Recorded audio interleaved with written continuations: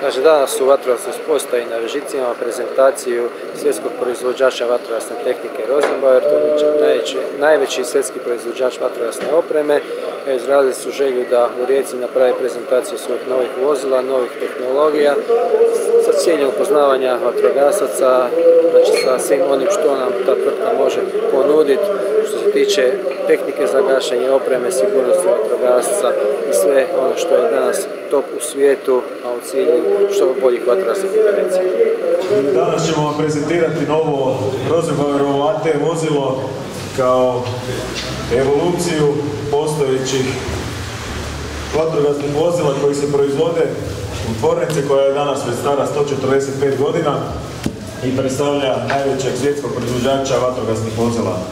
Rosenbauer posjeduje tvornice gotovo na svim kontinentima svijeta i ima odnose sa svim vatrogascima svijeta i iz tog prisnog odnosa sa vatrogascima i osluškivanja tržišta i njihovih problema i zahtjeva su nastala ovakva vozila.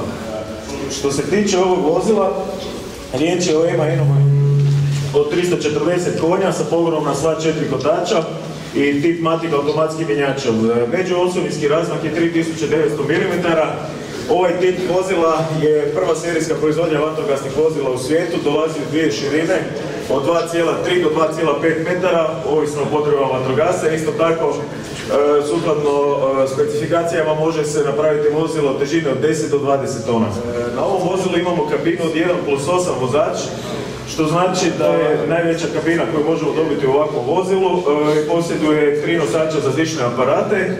I ono što je velika novina u ovom vozilu su funkcije ergonomije i funkcije zaštite za same vatrogasce. Isto tako jedna velika novina u samom vozilu je interkom sustav koji se nalazi u kabini, što znači da vatrogasci prilikom putovanja na intervenciju se ne moraju nadvikivati i ne moraju dizati vlastiti glas kako bi drugima prenijeli poruku.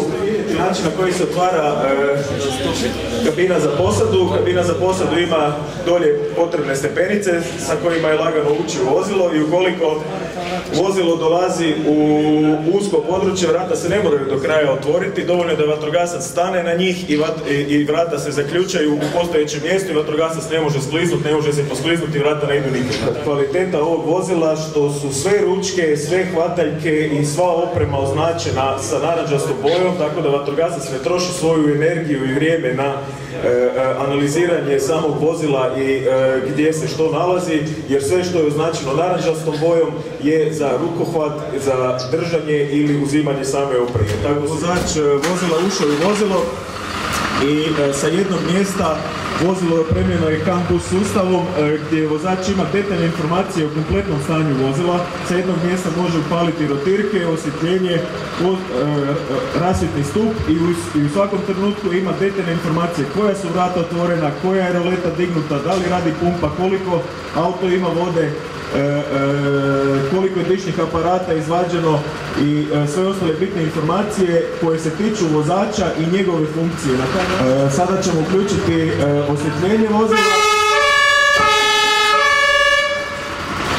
To je znači sve LED tehnologija i ovo vozilo ima veliku prednost u radu u noćnim uvjetima i uvjetima smanjene vidljivosti. Znači smanjenu potrošnju struje, a to je vrlo bitno za ovaj kamion i sve ostale kamione iz razloga što sada za pokretanje rasvjetnog stupa i kompletne rasvjete nije potrebno uključiti generator struje, nego kompletna rasvjeta koja je više nego dovoljna i jača nego stara rasvjeta sa starim halogenim svjetlima radi na postojećoj infrastrukturi od samog vozila. Znači 24 volta vozila u leru je dovoljno da se kompletna rasvjeta upali.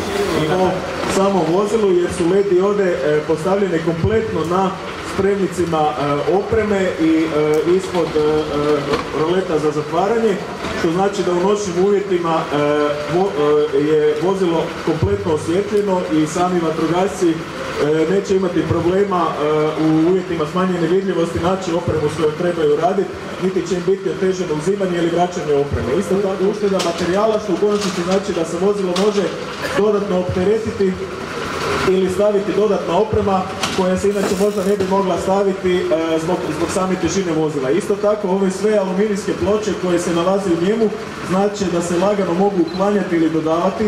Lagano sve ove aluminijske ploče očarafiti, ukloniti, staviti nekakvu drugu opremu, drugčijih dimenzija i nešto što nije u samom startu predviđeno da bude vozilo. Znači vozilo je vrlo modularno i lagano nadogradivo.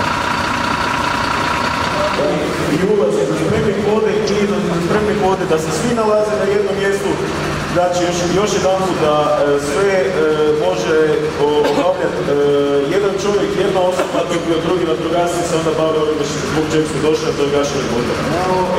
Dobili smo upit o cijeni ovog vozila.